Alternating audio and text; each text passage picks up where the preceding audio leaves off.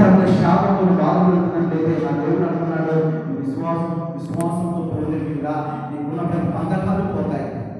ఈరోజు ప్రియ దేవులారా, చూడండి, రక్తం స్నానంతో స్త్రీ అకాల యేసుప్రభువును ముట్టుకుని అక్కడ స్వస్థత పొందుతుంది.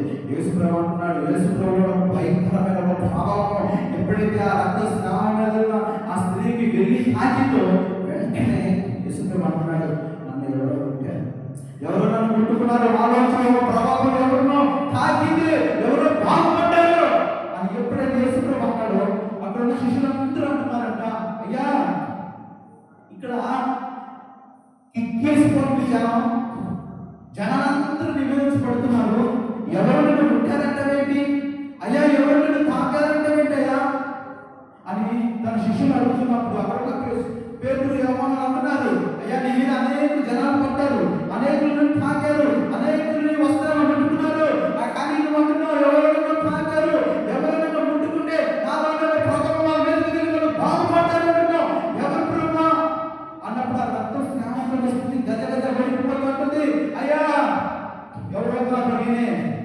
రక్త స్నానంతో ఉన్నాను ప్రభా, ఇదిగో ఈ మధ్యలో వచ్చిన సమస్య చెబితే నన్ను చూసి నవ్వుతారేమో, ఏదో చేస్తారేమో, ఒకవేళ మిమ్మల్ని తాకినందుకు నన్ను కొడతారేమో భయంతో నేను మీ మధ్యలోకి రాలేకపోయాను, కానీ నేను అనుకున్నానయ్యా ఒక విశ్వాసంతో నీ వెనకాల వచ్చి నీ చెప్పు పట్టుకుంటే, నీ వస్త్రాలు పట్టుకుంటే, అయ్యా నేను ప్రభా నీ దేహాన్ని తాకి నేను బాగుపడతానని విశ్వాసంతో వచ్చాను.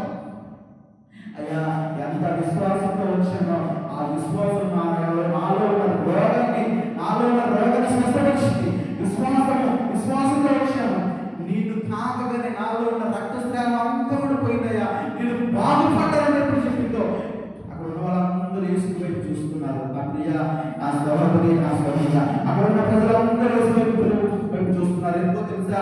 యేసు ప్రభువుకు తెలుసండి ఎవరు, యేసు ప్రభువుకు తెలుసు ఆయనని ఎవరు ముట్టారో, ఎవరు బాగుపడ్డారో, ఎవరు ఆయన ద్వారా స్వస్థపడుతున్నారో యేసు ప్రభువుకు తెలుసు. కానీ యేసు ప్రభు అనుకున్నాడు, ఈ గుంపు అంతా కూడా విస్తారమైన గుంపు అనేది వచ్చి పడుతున్నారు, యేసు ప్రభు మమ్మల్ని మా తల చేతుల నుంచి ప్రార్థన చేస్తున్నాడు, యేసు ప్రభు మమ్మల్ని ముట్టుకుంటాడు, యేసు ప్రభు మా ప్రవచనాలు చెప్తాడు, యేసు ప్రభు మా గురించి రకరకాలుగా వాళ్ళ ఊహంతో ఆలోచనతో వాళ్ళు బయలుదేరి వచ్చారు. కానీ యేసు ప్రభు యొక్క ఉద్దేశం ఏంటో తెలుసా? ఎవరైతే విశ్వాసంతో వస్తారో, ఎవరైతే నమ్మకంతో వస్తున్నారో వాళ్ళ దేవుడు బాగుండాలని ఆశపడుతున్నాడు. ఎందుకో తెలుసా? మన స్వస్థ ఎలా జరుగుతుందని చాలా మంది అనుకుంటారంటే, అయ్యగారు ప్రార్థన చేసి స్వస్థ వస్తుందని, అంటే దైవసేవకుడు ప్రవచనం చేస్తే నీవు ఫలానా టైంలో రోగం పోతుంది. కాదండి, చూడండి, విశ్వాసం అనేది నిన్ను భయంకరమైనది. విశ్వాసం కానీ మనం నా విశ్వాసం అని చూడండి, దేవుడు అంటున్నాడు, ఆ విధంగా విశ్వాసం అని ఉన్నాయో చాలు, ఆ విశ్వాసం నేను ఏం చేస్తానా, నేను బాగు చేస్తానా, ఆ విశ్వాసం నేను స్వస్థపరుస్తానా. ఆ రక్త స్నానంతో స్త్రీ ఎలాగైతే విశ్వాసంతో నమ్మకంతో యేసు ప్రభుని వెంబడించి ఆయన ముట్టుకుందో, ప్రియా దేవులారా, ఈరోజు రాత్రి ఈ జీవితంలో కూడా, ఈరోజు రాత్రి ఈ జీవితంలో నువ్వు బాగుపడాలనుకుంటున్నావా, స్వస్థ పొందుకోవాలనుకుంటున్నావా? దేవుడు అంటున్నాడు, విశ్వాసంతో రా, నీలో ఉన్న ప్రతి భయంకరమైన రోగం, వ్యాధి, జబ్బు ఏదైనా దేవుడికి సాధ్యమే. నువ్వు రాను స్వస్థ పొందుకుంటావు, నువ్వు రానా దేవుడికి నువ్వు స్వస్థ పొందుకుంటావు అని అంటున్నాడు. హల్లెలూయా. ప్రియా దేవులారా, ఈరోజు నువ్వు ఏ భయంకరమైన వ్యభిచారమైన పాపంలో ఉన్నావేమో, ఈరోజు భయంకరమైన పాపమని కట్టు చేత బంధింపబడి ఉన్నావేమో, లేదా ప్రియా దేవులారా చాలులని కట్టుతో చెల్లెని ఆత్మ కట్టు చేత బంధింపబడి ఉన్నావేమో. నా యేసు ప్రభు అంటున్నాడు, నా దేవుడు అంటున్నాడు, నువ్వు ఏ బంధకులో ఉన్నా సరే విశ్వాసంతో రా, నిన్ను బాగు చేస్తాను.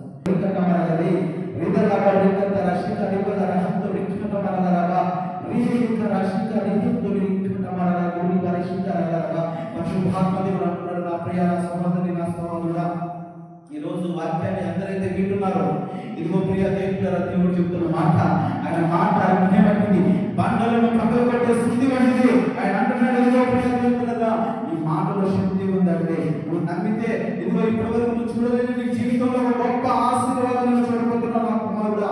ఇదిగో ఇప్పటి వరకు నా జీవితంలో అయ్యా వేదన ఉంది, దుఃఖంగా బాధపడుతున్నావు నా కుమారుడా. ఇదిగో నీ జీవితంలో నా దేవుడు నిన్ను బాగు చేయాలనుకుంటున్నాడు. ఇదిగో నా కుమారుడు ఇప్పటి వరకు నువ్వు సేవలు అభివృద్ధి చూడలేకపోయావు. ఇదిగో నా దేవుడు అంటున్నాడు, ఇదిగో నేను ఆశీర్వదించబోతున్నాను, ఇదిగో నేను అభిషేకించబోతున్నాను, ఇదిగో నేను అభిషేకించబోతున్నాను అంటున్నాడు.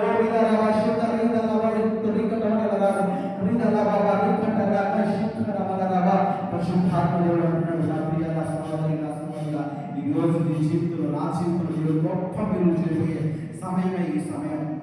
కనుక ప్రియ దేవుని పిల్లరా, ప్రతి ఒక్కరికి ప్రేమపూర్వకంగా, ప్రతి ఒక్కరికి నేను ప్రేమపూర్వకంగా